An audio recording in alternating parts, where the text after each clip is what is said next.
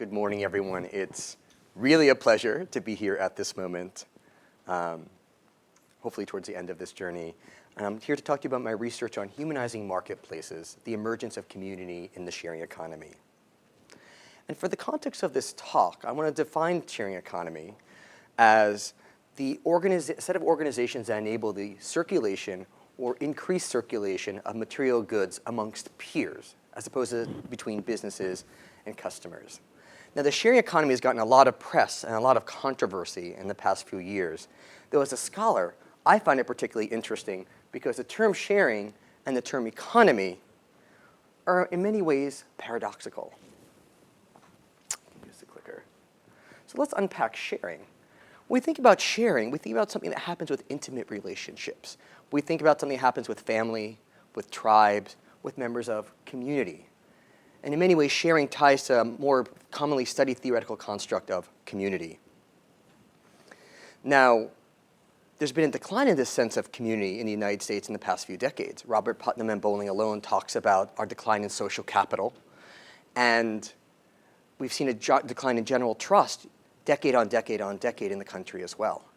Optimists and observers of the sharing economy say that actually this peer-to-peer interactions among strangers have the capacity to rebuild trust in society and actually start to bring our social fabric together once again. Yet it's a sharing economy. And when we think about economies, we think about scale, efficiency, we think about self-interested individuals trying to optimize their own needs and desires. We think about markets and marketplaces. Now, for onlookers, part of the excitement for the sharing economy is also that these companies have multi-billion-dollar valuations and will make venture capitalists very rich here in Silicon Valley. Yet from the perspective of critics, they look at the sharing economy and say, well, isn't that word sharing just a way of covering up the fact that these companies are trying to exploit workers and circumvent regulations?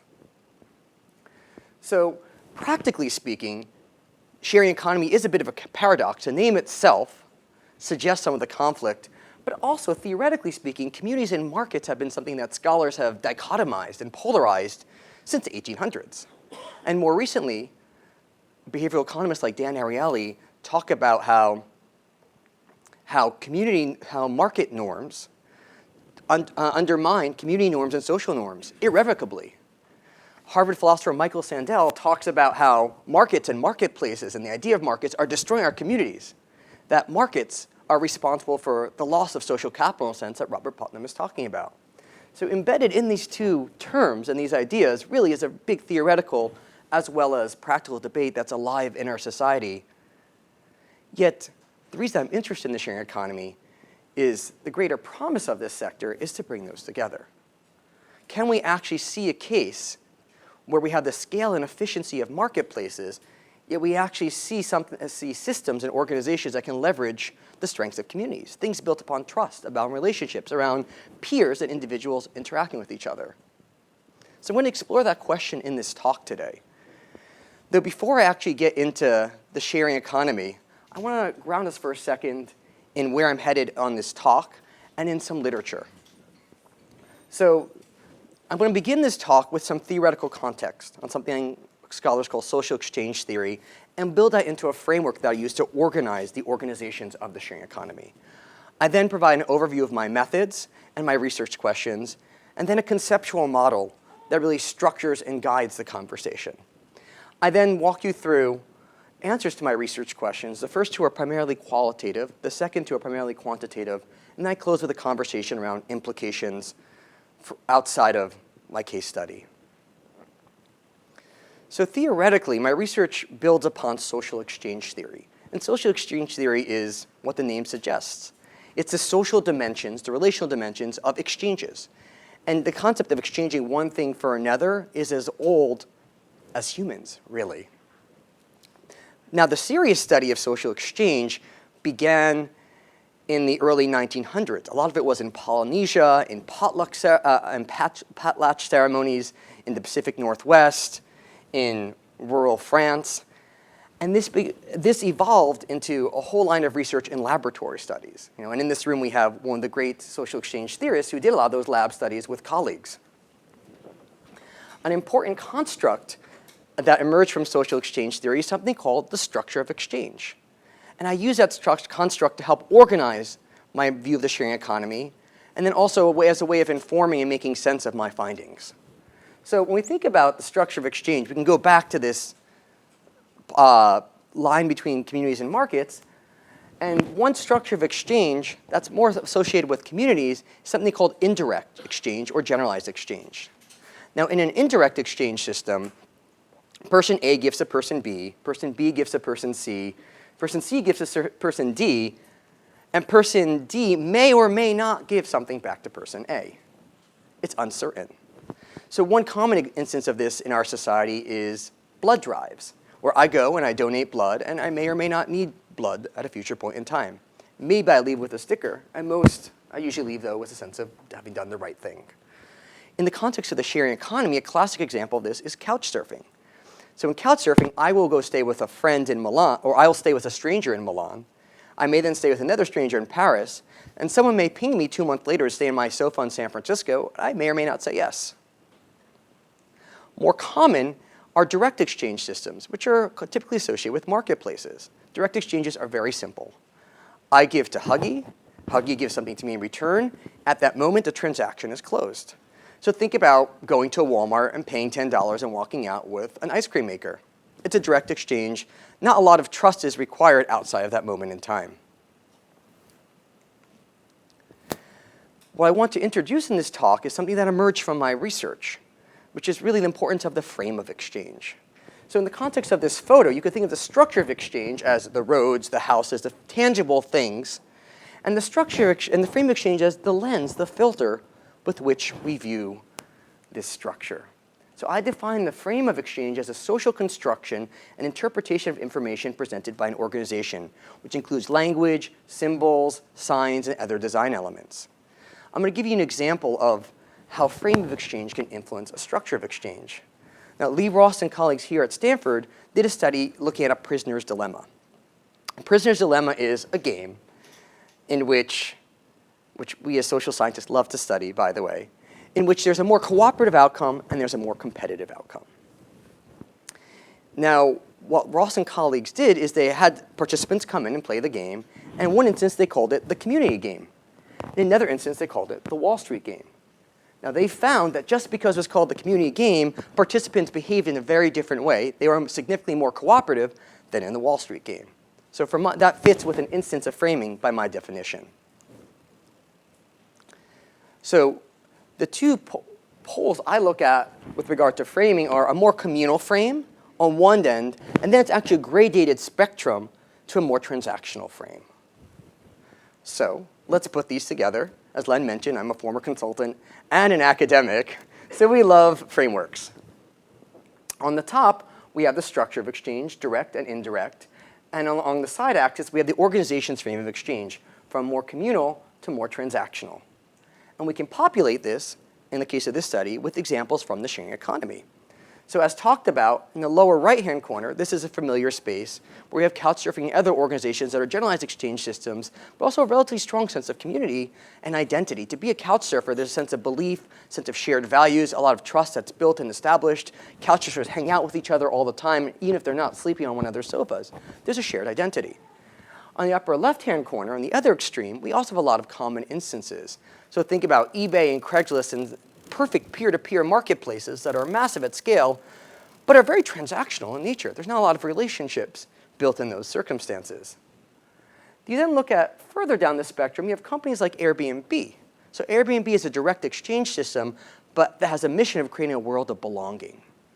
Their conference in 2015 was on human connection, and they don't call people customers and employees, they call them hosts and guests. There's an aspiration, even though I'm paying to stay on your bed, to detransactionalize that experience a bit. And the space I'm interested in is this lower left-hand corner.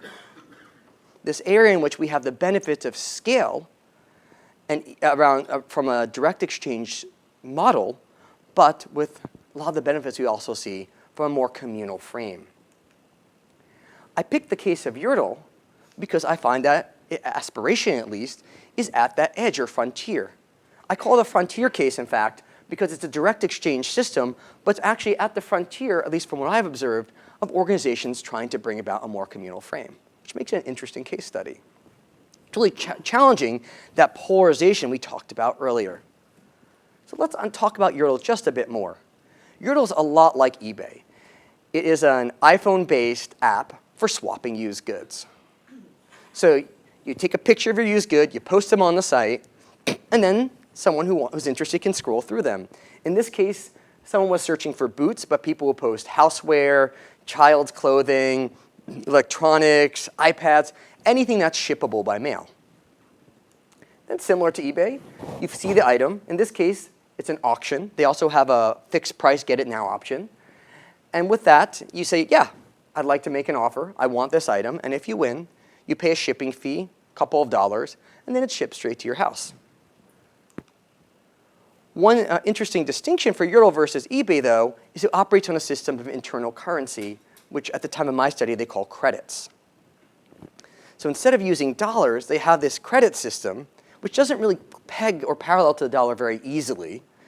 And these credits are earned by giving away items, and then these credits are used to acquire someone else's used goods. I'll come back to the importance of credits in just a minute. So structurally, it's a direct exchange system. It's a marketplace. Yet Yordle's founders had an aspiration of building something more communal. Its founders, Andy Rubin and Adam Warbach, were the chief sustainability officer at Walmart and former president of the Sierra Club, respectively. Adam also has been a big advocate and vocal about the sharing economy bringing more sharing into the sector, and actually quite critical of the more transactional companies. For example, Adam says, the benefits of sharing certainly include finding enhanced productivity from idle assets. Yet even greater benefits come from engaging people in pro-social activities. This is a movement that I signed up for. Yordle even registered as a certified benefit corporation in the state of California, emblazing a social and environmental mission into their charter. So this leads to my research questions. What happens when you have this market structure, but this communal aspiration? My first question is, what organizational features of Yordle support this emergence of community? Or in a sense, what is this communal frame of Yordle after all? At an individual level then, how does a perception of community develop amongst users? What processes emerge? Then does this communal, as users develop a more communal interaction, how do they interact more differently with other users? My fourth question then gets at the practical. Does this greater sense of community actually lead to greater marketplace engagement? Since Yordle is a for-profit, as are most of these companies in this sector, and even if you're a nonprofit, you still want users involved and engaged. That's critical for your organization's sustainability. The first two questions I answer with more qualitative methods, and the second two with more quantitative methods. Speaking of methods, I'm going to give you an overview now of the methodological approach. So I take a mixed methods approach here, where I interviewed users and employees. I also did 2 rounds of longitudinal surveys of Yordle's most active users. And finally, I had access to Yordle's entire transaction database. And so I got to actually unpack and look at how those survey data interact with actual behavioral data. So my interviews inform my survey design and questions, which then work together with my transaction database. I'll say the nice thing about this mixed methods approach as well is then I was able to cross-check and validate some of my interview insights with my data to see how representative they were. So I feel really fortunate to have had this holistic perspective in my case study. Because my first 2 research questions are qualitative, I want to unpack those methods a bit more. So I did about 40 interviews in preparation for my research, asking people about their experience on the platform and their life cycle, et cetera, what brought them there, how they behave with other people, what benefits they've received. I segmented my users based on their tenure or life cycle on the platform. So I spoke to new users, I spoke to experienced users, hyperactive users, as well as people who've dropped off the platform. I also interviewed a number of Yordle employees over the course of my study, and I paired this with participant observation data. So in that case, I looked at the app itself, I used it, a Facebook group for hyperactive users called Pro Users. I also looked at and attended YordleCon, a meeting of users in person in the spring of 2015 to see who these people really were. I was able to pair and bring together all those insights to inform my first 2 research questions. Okay, so before we dive into the research questions, I want to give you an overview of where we're going. So in a sense, I'm going to present now a conceptual model that is the skeleton that emerged at the end of my research study across all my research questions, upon which then the meat of my findings will then hang. Right? So what I argue, what I found, is this communal frame of exchange leads to unanticipated exchange benefits, where people are more likely to give things above and beyond what's expected of them in a direct exchange system. This, in turn, leads to a more communal orientation. Communal orientation being how we as individuals orient and relate to other people on the platform. This communal orientation increases engagement on the platform, 1, for the individual. 2, individuals with a communal orientation have a greater desire to give back to others, which leads to them providing more unanticipated exchange benefits, creating a virtuous cycle. I'm going to unpack communal orientation a bit more, since it's actually quite pivotal for a lot of my forthcoming results. So for communal orientation, I find there are 3 defining factors that emerged from my research, but also were well defined in the literature. First is trust. When I have a communal orientation, I feel greater trust for other members of the site and community. Second is personal identification with the platform. I personally identify with Yurtle and feel a sense of belonging in the community. And the third is perceived solidarity. So I see that there's a sense of community, and I observe and feel like it's a cohesive environment. And fourth, the fourth thing that emerges is from all that is a desire to give. So let's walk through the journey of an average user. And what I found in my research is users start with a more transactional orientation and move towards a more communal orientation.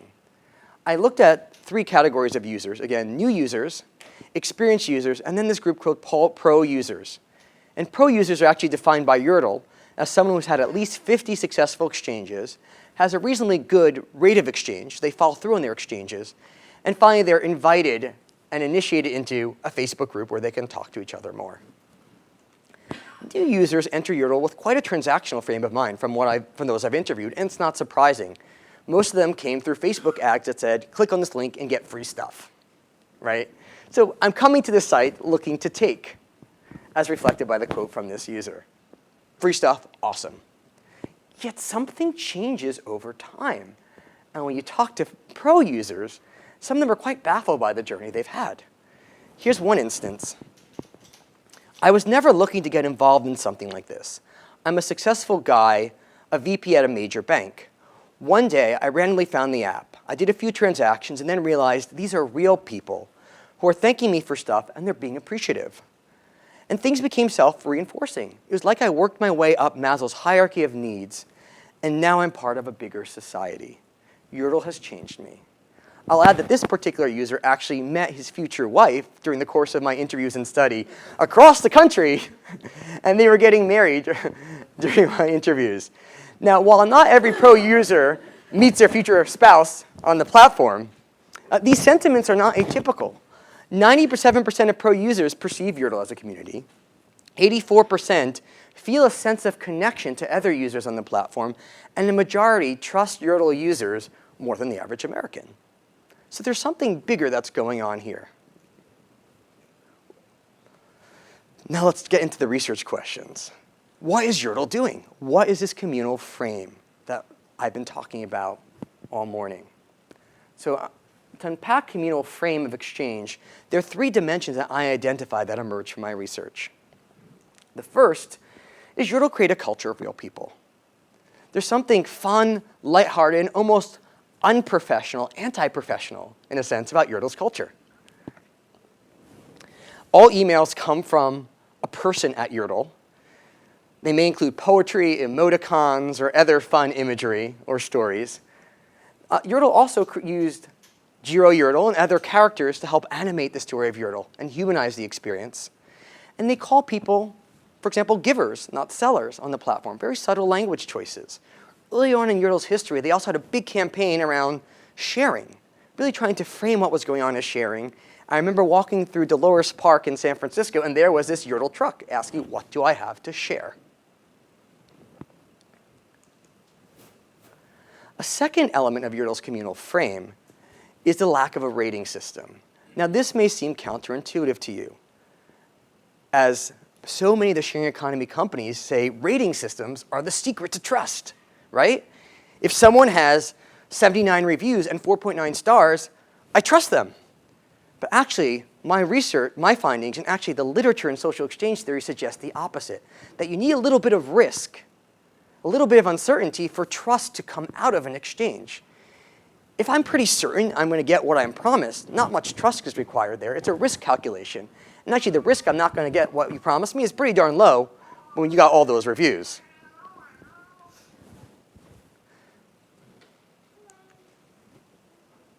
The third element of Yertle's communal frame is a neutral currency. So as I talked about earlier, they don't use dollars. They use something, at least at the first time I studied, called credits. Now, why is this important? It's important, A, because my users kept commenting on it. But B, when you look at the social psychology literature, you find that actually money psychologically primes at a subtle unconscious level very different behavioral effects. And they're very strong effects, actually. So just the idea of money in the background, I'm not even aware you're priming it in me, makes me more self-interested, more antisocial, and less other-centered. So for example, if you prime the idea of money in me, I'm more likely to want to go on a vacation by myself and not with family and friends. I'm fine, thank you. If the researcher asks me for help, I'm more likely to say no, by a lot. I'm also less likely to ask for help if you give me a challenging puzzle to work with. If you actually ask me to pick a seat, I'm more likely to take a seat further away from another human being when money's been primed.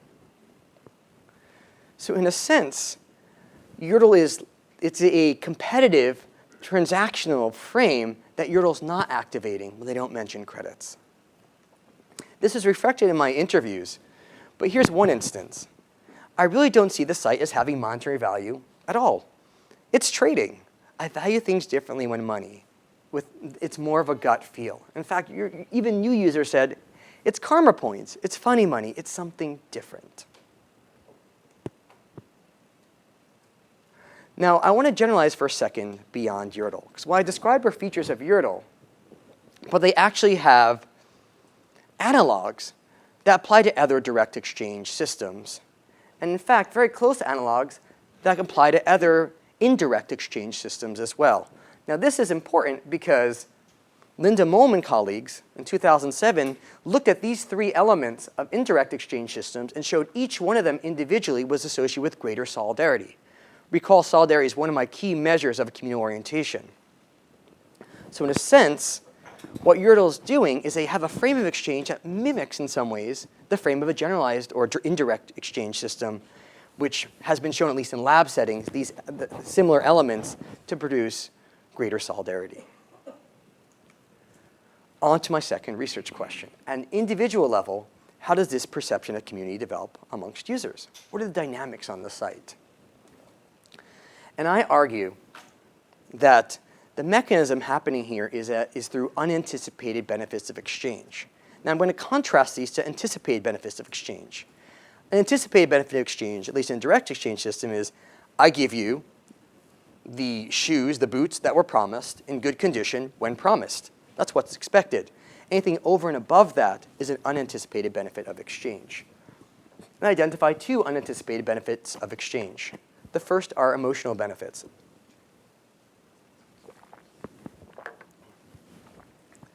Now, research by Russell Belk and a lot of his colleagues has shown that the things we own are extensions of us and who we are. So our sense of identity gets extended through the things we have. Research has also shown that's one reason why people have a hard time parting with things they own and used goods. With Yertle, there's an emotional reward that comes from someone specifically wanting your item. I post an item, something quirky like a solar charger, just way quirkier stuff on there. I assure you, in many cases that your husband and kids are dying for you to get out of the house and someone wants it. In fact, maybe a bunch of people want it. And there's some validation that comes for you just by that used good that you've had for years being wanted. Similarly, or building on that actually, you'll design the system of hearts, where you can essentially like an item without having to win it. Users also comment on how good it felt to see the number of hearts they received for an item, even before it was won. Moreover, once you've given the item away, emotional reward can come by people choosing to thank you for the item. And some of these thank yous could be really heartfelt, but they're an acknowledgement that A, the item had value and that you did something nice. Now these are optional. These weren't even prompted or primed. None of the behaviors I'm going to talk about were in an explicit way. But what I found in my research is the likelihood of thanking someone, this is survey data from my pro users, increases the odds, is more likely when you identify with the platform. Or the more identified I am with Yurtle, the significantly more likely I am to thank you for the item that I received. Now, in addition to these intangible emotional benefits, there are actually tangible benefits as well that I call gift-like enhancements. In a sense, Yurtle users are giftifying the exchange. So this happens in a number of ways. They may gift wrap the actual package they send to you. They may include a nice little handwritten note. They include small bonus items that they think someone might appreciate if they like this item, because in many cases they have garages full of stuff to give away anyway.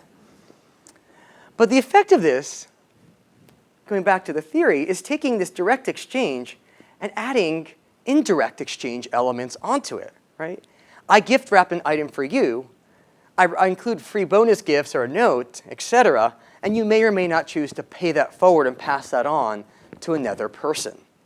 So symbolically, you start to see a blurring of what's direct and what's indirect. And actually, if you look at the pro users that interact in the Facebook group, they actually evolved organically a number of actual generalized exchange practices like Secret Santa, et cetera, that happen amongst each other. Whew. OK. So let's just take a second to digest. That's kind of how I feel right now. So I just walked you through Yurtle's communal, how Yurtle cultivates this communal frame of exchange and what that communal orientation looks like at an individual level and the processes that get us there. Now I'm going to shift into some of my quantitative data and talk to you about correlating that communal orientation with actual engagement on the platform, which is an important business outcome. This brings me to my third research question. Do more community-oriented users interact differently? And if so, what implications does it have for engagement? To look at this question, I focus on first-time users. Now, first-time users are important in two ways. One, it's an important business problem for Yurtle. Less than 60% of first-time users on the platform who have actually attempt a second exchange. So I won something or I've given something away, success, less than 60% chance I'll come back for a second time. From a theoretical or an experimental standpoint, though, it's interesting because first-time users had exactly one exchange. So you can start to infer some causality.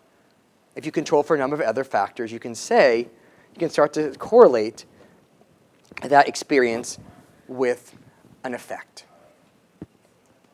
So to understand essentially what increases the likelihood of a second-time exchange, I built a logic model. And a logic model essentially tries to predict probabilities. So what increases the probability of a second-time exchange? I control for a number of factors.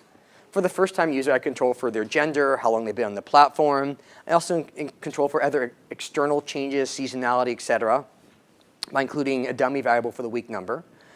And I include for the item qualities, essentially how attractive is the item as well. If I got a really awesome, desirable item, I may be more likely to try again.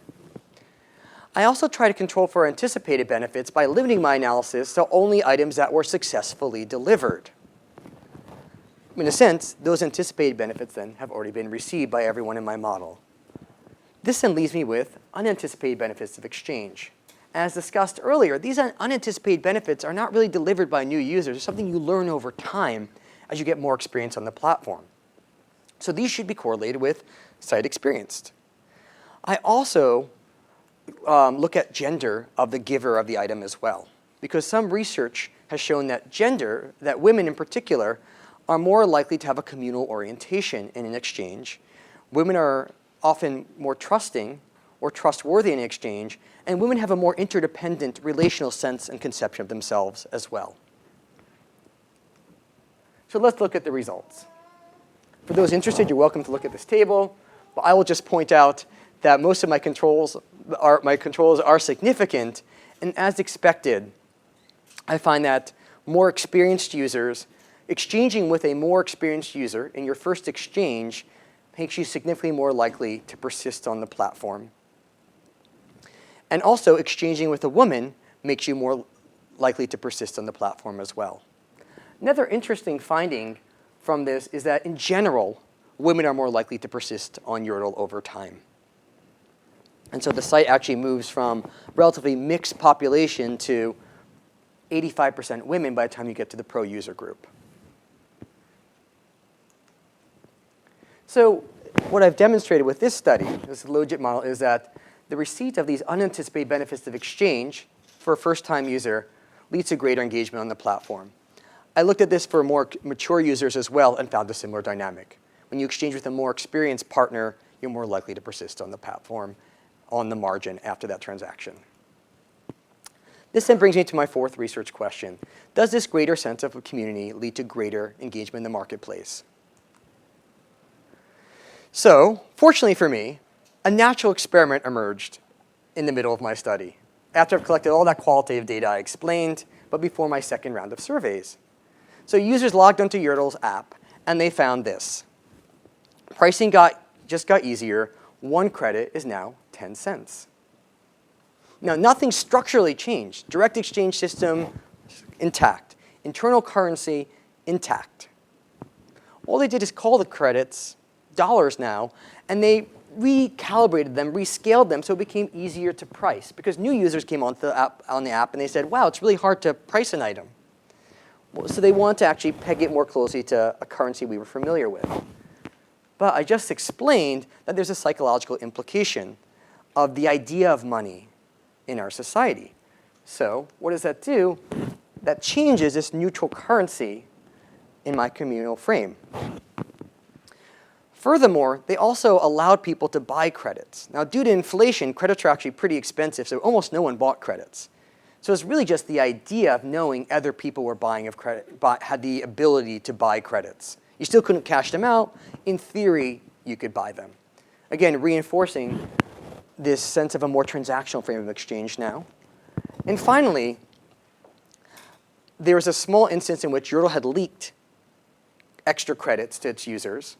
And like a bank that may have accidentally leaked some extra cash to you, they then took back those credits. They were never earned. And they did so in a relatively transactional way, which created a sense of cultural transgression by its users. It was different. The way it was done was different from how, say, a family member or a tribe member might communicate that sort of mistake, shifting the cultural effect as well. So let's see what happened. And here I'm going to really dig into my survey data. So as mentioned earlier, I did 2 waves of surveys. The first wave took place a week before this change. The second wave of the survey took place with the same exact users, all pro users, I'll say, who have the strongest communal orientation, 10 weeks later. And we gave it 10 weeks so the effect had some time to sink in. And it wasn't reactionary. It was actually a real change that was measurable in the platform. And just some statistics about this group. This sample was taken from people all across the US. Yordle actually has a broad national reach. These users were primarily female. They had an average age of 36, college educated, and relatively progressive in their values. So what happened? In sum, we found that this decline in the communal frame of exchange, as previously described, was correlated and associated with decline in all my measures of communal orientation: trust, identification with the platform, solidarity, and desire to give. So just to give you some quick data on what that looked like, these questions ask users whether they perceive Yordle, to what extent they perceive Yordle as a community, as warm, cooperative, generous, and we saw a significant decline on all these measures using a t-test. And I should say, the orange is the before, the red is the after. Similarly, with identification of the platform, users felt less identification and less of a sense of belonging. Trust also declined for users, yet only in certain circumstances. So when asked, how trustworthy are other Yordle users, we saw a decline. But I also asked people about the last exchange they had in detail, including how trustworthy was your last exchange partner. And in that case, we didn't find a decline, which suggests perhaps people are not behaving in a less trustworthy manner, at least at this moment in time, but we see people as less trustworthy nonetheless. Finally, I asked about one's desire to give. So if you receive something from Yordle, how likely you want to give something in return? In a sense, trying to measure that quasi-indirect exchange feel among many of the pro users. We saw a decline on that measure. And recall, one of my important measures of unanticipated benefits was thanking behavior. You don't have to, but did you thank the last person who gave you the item? There again, we saw a significant decline in the likelihood of having thanked someone for the last item you received. Even though these users, 82% of them, were thanking people back in November. So, can we take these insights into attitudes and see if those translate into behavior? And to understand that, we use a mediation analysis. Here again, I built a logit model which predicts the likelihood of posting an item at a given moment in time. I control for a number of factors such as gender, your experience and time on the platform, and then I include as an independent variable time period. So I look at the time period right before the exchange and then 10 weeks after. And as a potential mediator, I then look at my different measures of communal orientation. So I look at trust, solidarity, and identification with Yordle. And here's what I find. I find that time period alone appears to mediate, or time period alone explains a significant difference in platform engagement. Or basically, these same users are much less engaged after the change. However, when I include group identification in that model, the significance of time period goes away, which suggests that the change, the decline in the platform, can be explained by the change in group identification. Or identifying less with Yordle, as the model would suggest, leads to less engagement on the platform. I found a similar effect for solidarity. And a correlation table, correlation analysis revealed that those two variables are very correlated. So while I can't disentangle them, decline in identification or decline in solidarity both predict a decline in engagement, which is summarized by this visual.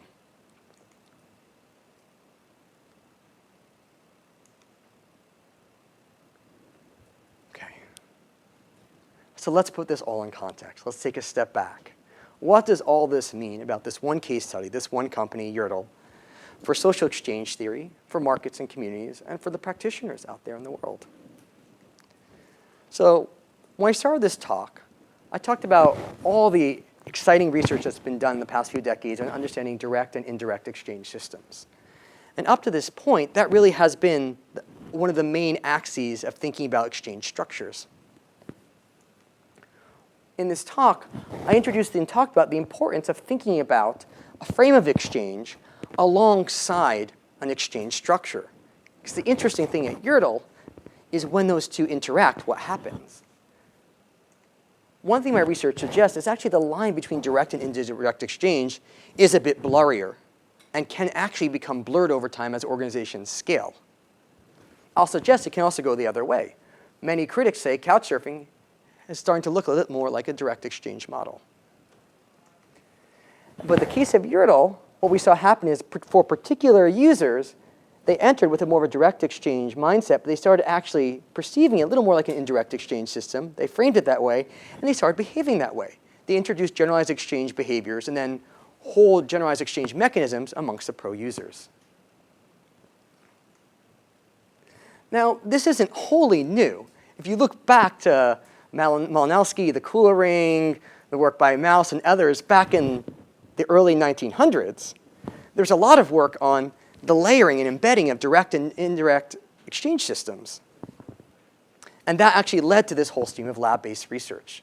So I'd like to suggest to scholars out there, it's perhaps it's an opportunity to go back into the field with all these great tools and methods that we've developed in the lab to get more precision and looking at these cases that are a bit messy or a bit blurry or that are not at these simple poles. From the lens of markets and communities, I offer my community market model, which really ties together this communal frame of exchange at a firm level to what's going on at an individual level, an individual's orientation with market outcomes, engagement and activity on the platform. I'd like to suggest that this doesn't only have to apply to YORTL. That'd be interesting to think about how this morphs to other contexts in the peer-to-peer sharing economy and beyond.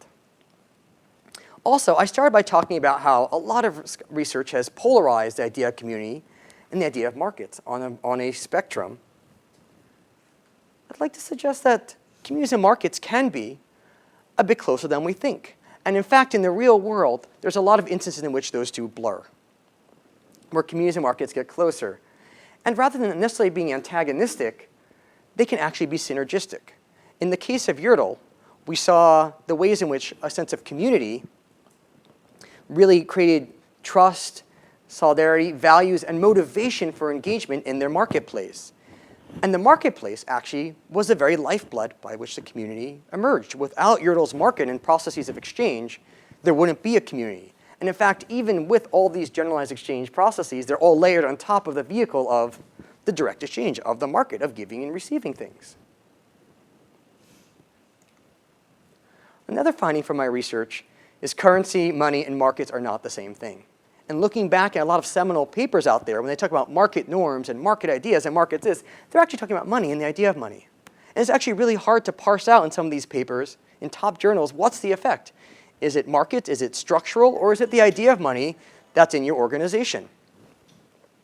I also like to suggest this opens up new possibilities. Think about when you get in a Lyft or an Uber, the fact that you don't have to think about the money involved at all if you don't want to. And how different is that from the dollars ticking in a taxi meter?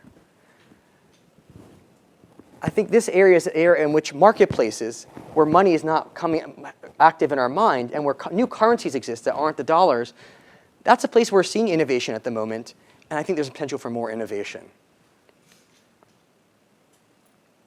And finally, for the context of practitioners, I think it's interesting to continue to look at and observe organizations that are in this open space in between, and also think about how this applies to non-peer-to-peer contexts as well. So I'd like to suggest that the frame of exchange also can be looked at and examined in business-to-customer context and can lead to some interesting new ways of looking at those organizations. Another important insight, though, from the case of YORTL is if you're going to try to cultivate a communal frame, you have to stick with it, or there's a cost or a backlash. So when there's that shift to a more transactional frame, if that were from a company like Uber or someone or a bank, a reaction would probably be quite different than when it's from a case where a communal trust and pact had already been created, right? When you try to build a sense of community, there's new sorts of responsibilities as well. So what's next? I think it'd be really interesting to look at some of these findings, particularly around benefits of exchange and what makes up a communal frame of exchange in a lab context to get more precision. I and collaborators, Karen Cook, Paolo Parigi, and others at Stanford have done work with Airbnb on trust. And we actually have data looking at host-guest interactions that parallel and let us parallel some of the findings from YORTL and let us test and refine these hypotheses further. And finally, I'm considering writing a book on these findings and on the idea of humanizing marketplaces more generally. And with that, I'd love to hear your questions.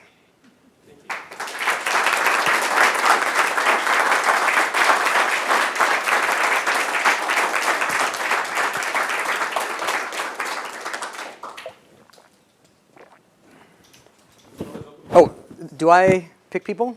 Or does Nicole? Or is that your job, Nicole? Actually, I think I'm ceding the chair role for the questions. There have to be some questions for Don. There are questions. We're going to ask him a lot of questions Okay, after great. this is done. I just wonder, you may have said this when I stepped out, but do you think the company's investment in its pro users in creating that community through the Facebook site, through the conference, how does that kind of filter down? I mean, do you think it's had a big effect on the community as a whole? Could you repeat the question? Yeah, I'll repeat the question. So does the company's investment in the pro users have a trickle-down effect on the community overall? I would say absolutely. And I can say that because I interviewed a lot of pro users, and I also have a whole chapter of my thesis dedicated to the impact of this transition into becoming a pro user, which I didn't get a chance to present today. But when someone becomes a pro user, controlling for or modeling out what their normal behaviors would be prior and afterwards, and a number of reasons why we're able to do that. They're more like, making you a pro user makes you more engaged in the platform. They also behave in more trustworthy ways, so they're more likely to deliver items as promised. In many ways also, exchanging with the pro user over, and particularly one with a communal orientation, over and above experience makes one more likely to become a pro user over time oneself. And the pro users actually then had a great relationship with the founders. There was no real benefit to being a pro user except you got the status label that only other pro users were aware of. But it gave you a mechanism by which you then had a voice back to the organization. The organization could also test ideas with them. So there was a lot of innovation at the Yurtle level that emerged by learning from pro users. Yeah. Yeah. You made some statements about money and banking. And I just wondered if the money that we carry says in God we trust, what you learned about the in community we trust form of money. Did you learn something that could change what we call money? Absolutely. So there's a lot of work on special monies, done by Zelizer and others, which talks about having a secondary currency in contrast to this primary currency. I think one thing I learned in the case of Yurtle is the credits were our secondary currency as opposed to our market-based money, which had one idea associated with it. And those studies were mostly done in the US, to my knowledge, but I would guess the yen and the euro are probably similar. One finding that my research and others suggest is that I'm not sure how you can change the idea of money at a meta level, but if you have an organization or something smaller, you can imbue social significance and other ideas. In a sense, like money primes something because our society, I would suggest, our society and culture have imbued money with one meaning.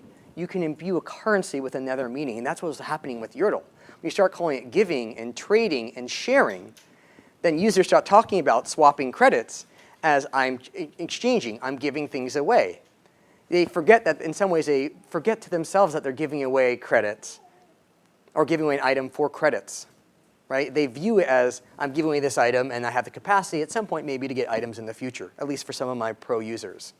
So I think that's the potential that this study and others suggest, is that these secondary currencies can actually have different meaning, but you actually have to really frame them in a certain way, and you actually have to have integrity and truth behind that. People actually have to believe in it.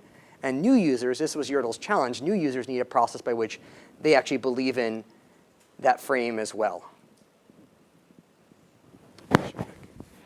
So you showed that results of the regression where once money was associated with credits, a lot of community indicators declined. In that same data set, did you see maybe a particular individual, there was like a little piggy that got really rich, or there's like one individual that actually benefited while the whole community declined? Like, did you notice certain, I don't know if they're bad actors or what you call them, but I think of like the whole pie gets smaller, but one person's piece is getting relatively bigger. That seems like a problem in maintaining community. Yeah, no, that's an interesting question.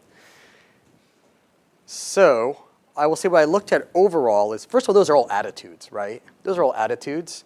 And while people became, on average, users were less engaged or less likely to post items. And posting is a measure that's very forward-looking. I post thinking I'm going to get back in the future. There are certainly people who became more active, I'm sure, afterwards. Just on average, people were less active. What I saw start to happen, really, the interesting stuff came from my interviews with pro users, who saw a radical shift. So I mean, like, this community had people marrying each other, right? There's a long, strong sense of trust, the quote around Maslow's hierarchies of needs, I'm part of something bigger. That was summer of 2014. there's a radical change in the tone of behavior in 2015. And what we saw people do that was egregious was reposting items or re-yodeling. So, and that was symbolically powerful. Well, they would notice they'd post something, and a lot of people are like, yeah, I'll post it for 100 credits. It doesn't really matter.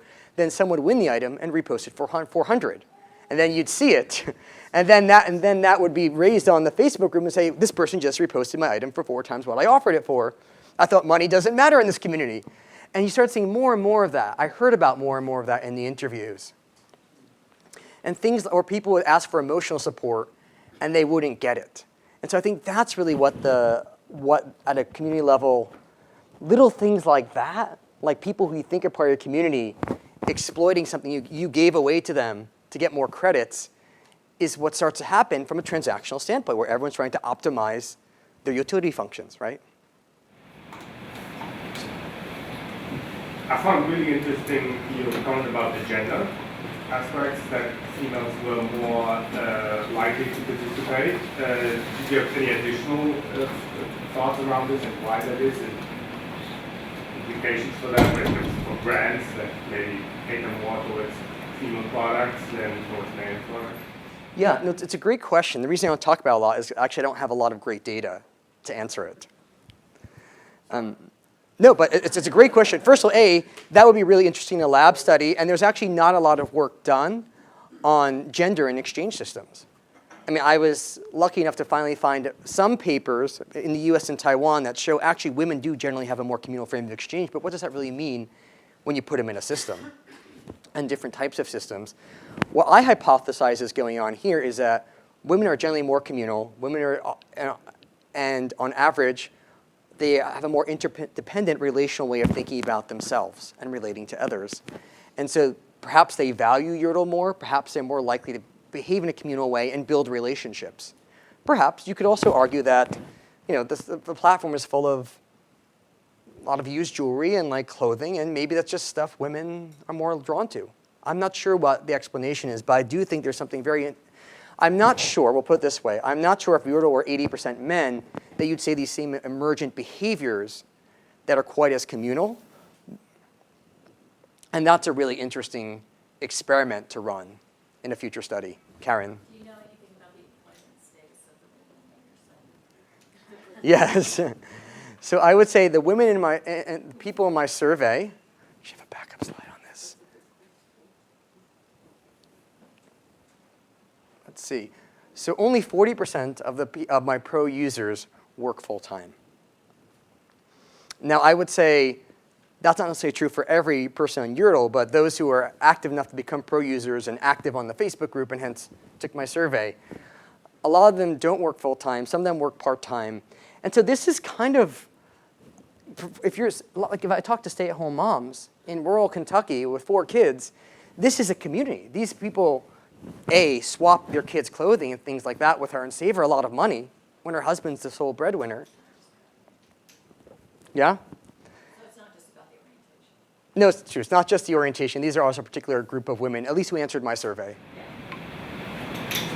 Thinking about the powering effects of money and dollars in particular, and this is a speculative question, but have you seen any research on how people are perceiving any of the cryptocurrencies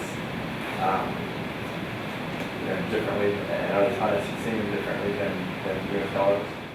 I haven't seen research on that. I'm sure someone's doing it right now, and there's probably a dissertation defense a year from now that will talk about it. I will say that some of the onlookers in the sharing economy speculate that this increase in trust with strangers should increase the likelihood of trusting these cryptocurrencies as well.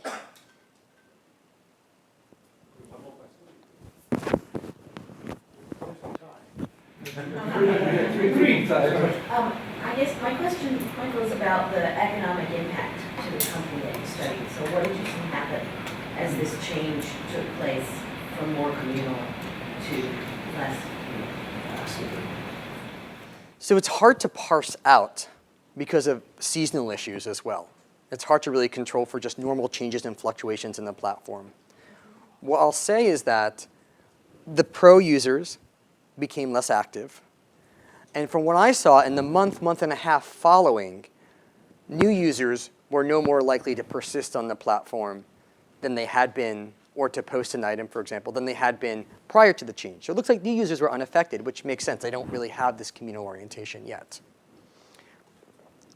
Yodel made a number of other changes. This is the fun of starting a startup in the coming months after this change. And since then, they actually had a strong uptick. But what I'll say is qualitatively what's suggested by this is that the sense of community, in a number of ways my data suggests, does lead to persistence. But also, getting to a point where you have a sense of community could lead to barriers as well. Because you could, for example, with the currency, you have to understand this currency system before you actually can engage. So it's more nuanced than saying, let's just have lots of prime communal orientation with everyone. So the business model was I would say what happened is probably I would suggest, it's hard to really know what's causing things in my data. For new users, it was kind of a wash, the change I discussed. For pro users, there was a significant decline in their engagement, but also in the tenor, the tone, and their sense of solidarity and trust in the platform and in each other. And that actually had a cost. Okay, thank you very much, Michael. Again, a big hand to Michael.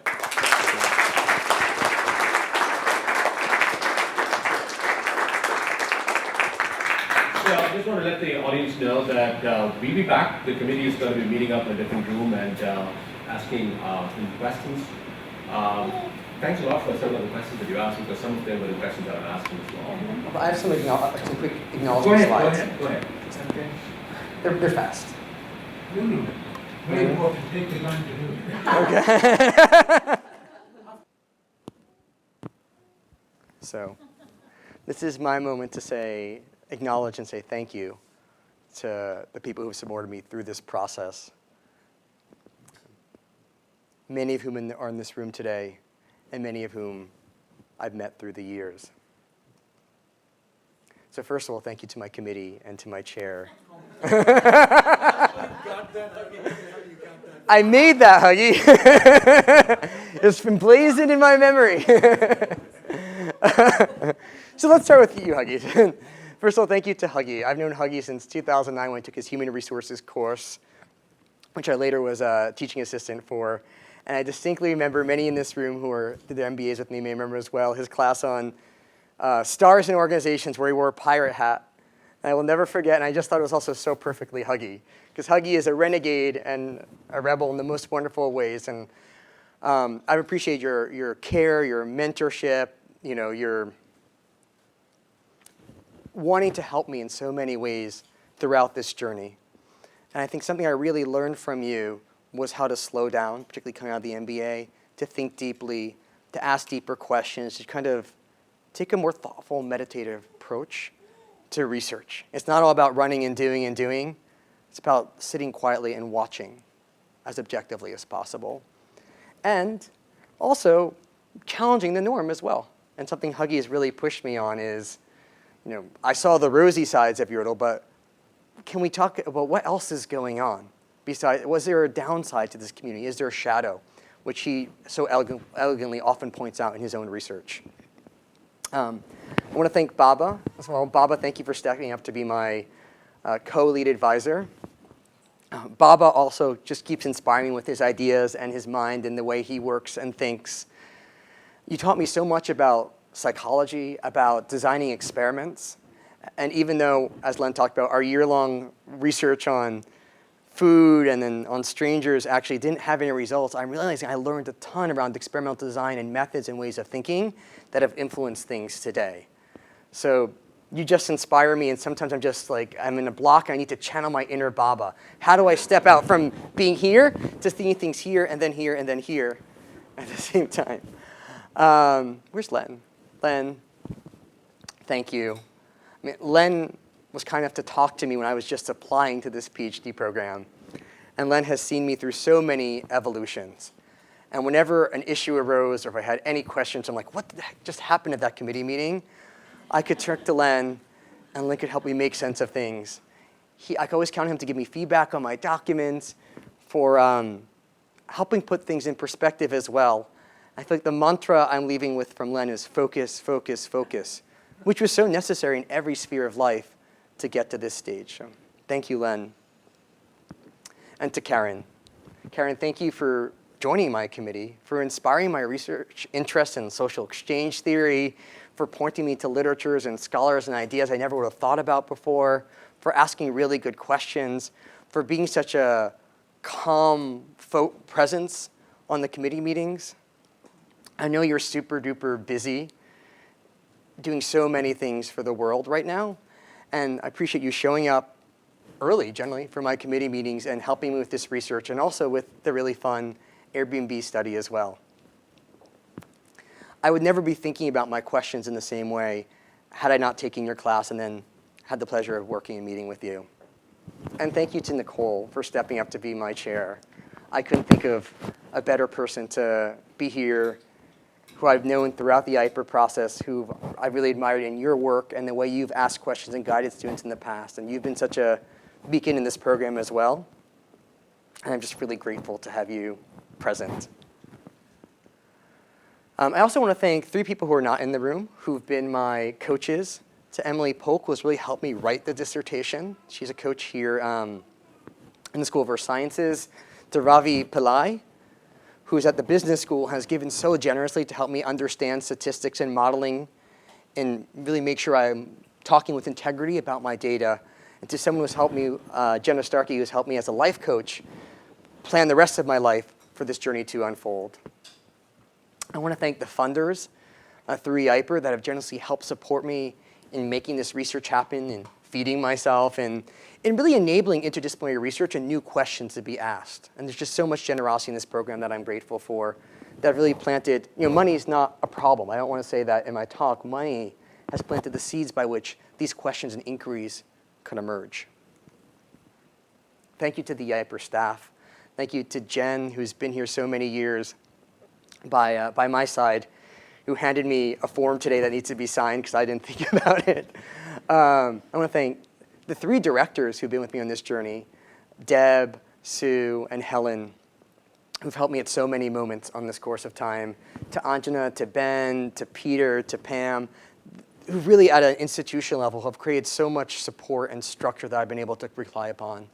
Thank you. Thank you to all the students in E-IPER. There are too many to name, who I've watched graduate and who I've watched emerge into this class. I'm glad to appreciate so many of your faces in this room. Each of you have helped me in so many ways, giving me feedback on this talk and feedback on my ideas, as well as friendship and emotional support and everything required. And we've had a lot of fun together. It's been a wild 360 ride. Also, I'm really thankful for the lab groups I've been part of, for the Ortolano group, which takes a picture every time we get together. So it was kind of interesting to look at our evolution. To Len and his students, to Baba's lab that's really pushed my thinking and way of thinking about ideas, to Nicole's lab that's been really fun and has given me great research feedback, and to the Lab for Social Research, which in these particular set of ideas has helped give me really important feedback. And when things really fell apart in my study, I had a week to redesign it. I got to sit in front of that group, and they gave me such great support, feedback, and encouragement to help me pull together a whole study that you just saw that for 6 months prior was not the plan. Thank you to the friends also on the way, many of whom are in the room, many in the room who are not in this photo, but it's been a really fun journey. And I think that fun, that sense of play, that sense of perspective has been really important for staying light and grounded throughout this process. And finally, thank you to my family, most of whom are in the room right now, some of whom are in the room. You've been such a support and bedrock to me, to my mom, to the people who've given me feedback and proofread some of my drafts when no one else would. I'm just really grateful for support throughout years and years of life. Yeah, and I'll acknowledge my dad and my brother, Stephen, both for different reasons who can't be here today as well. So thank you to all of you. I really feel like as a tree who's grown, like you have been the sticks, the foundations, the pieces and the elements that have really supported me to allow this expansion to happen. So thank you very much.